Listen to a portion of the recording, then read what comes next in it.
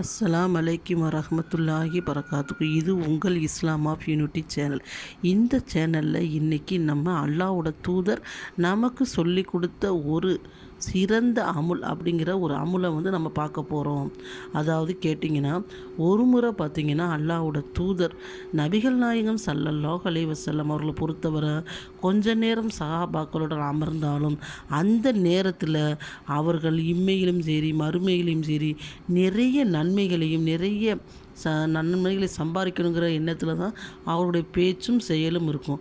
அது மாதிரி என்ன செஞ்சுருக்காங்க, ஒரு நாள் இரவு சஹாபாக்களோடு அமர்ந்திருக்காங்க நபி ஸல்லல்லாஹு அலைஹி வஸல்லம்.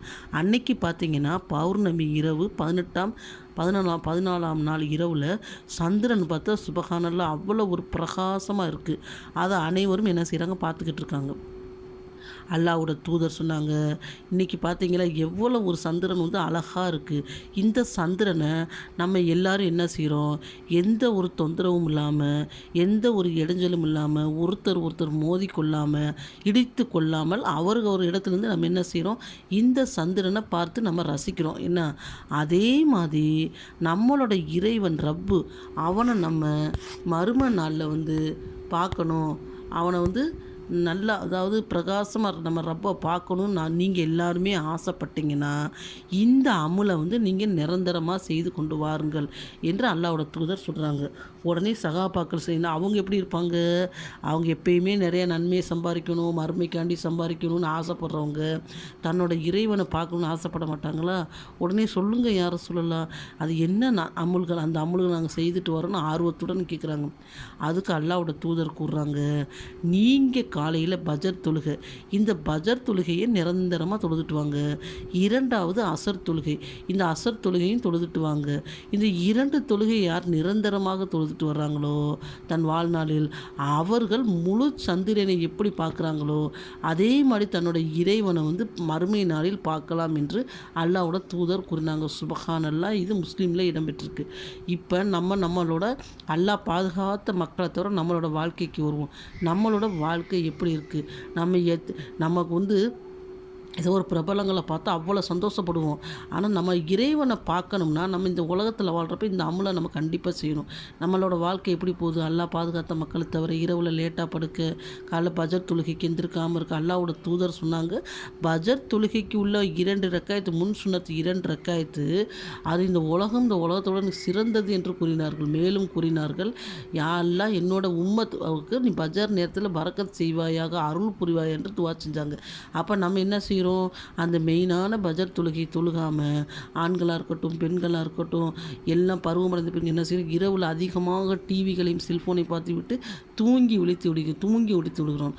அல்லாஹ்வோட தூதர் சொன்னாங்க, ஷைத்தான் இரவில் படுக்கிறப்ப 3 முடிச்சை போடுறியான். ஒன்று, அதாவது இந்த மனிதன் எந்திரிக்கக்கூடாதுன்னு, யார் எந்திரிக்கிறாங்களோ அவங்க ஒரு முடிச்சு அவுந்து விடுகிறது, அவங்க ஒது செய்கிறப்ப 2வது முடிச்சு அவுந்து விடுகிறது, 3வது முடிச்சு தொழுக நின்றபோது அவுந்து விடுகிறது.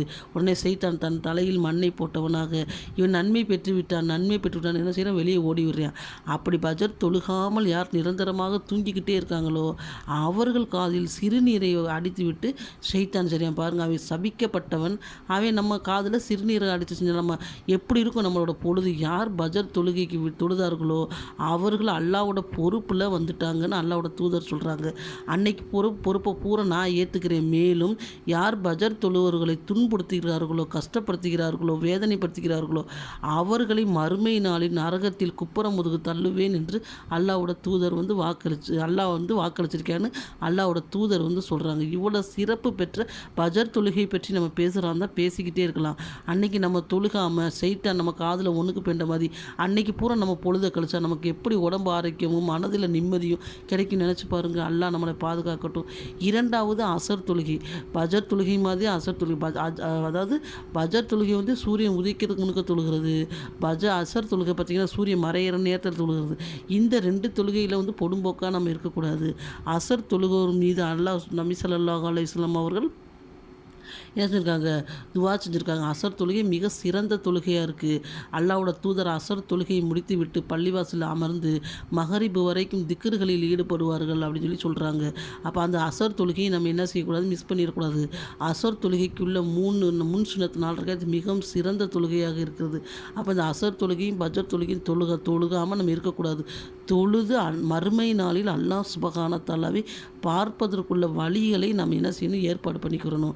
இன்ஷா அல்லாஹ் நம்ம அனைவரும் நிரந்தரமாக பஜர் தொழுகையும் அஜர் தொழுகையும் தொழுது அல்லாஹ் சுப்ஹானஹு தஆலாவை அல்லாஹ்வின் தூதர் சொன்ன மாதிரி முழு சந்திரனை பார்ப்பது போல் நம்ம இறைவனை பார்ப்பதற்கு நம்ம என்ன செய்யணும், முயற்சி பண்ணணும். அல்லாஹ்வோட தூதர் சொன்னாங்க, ஒரு மூமினுக்கு 2 சந்தோஷம். ஒன்று, அவன் நோன்பு திறக்கும் நேரத்தில். 2, தன் இறைவனான ரப்பை மறுமை நாளில் பார்க்கும்போதும் என்று கூறினார்கள். அல்லாஹ் அந்த பாக்கியத்தை நம்ம அனைவருக்கும் வழங்கிடுவானாக என்று துவா செய்து கொள்கின்றேன். ஆமீன். அஸ்ஸலாமு அலைக்கும் வரஹ்மத்துல்லாஹி வபரகாத்துஹு.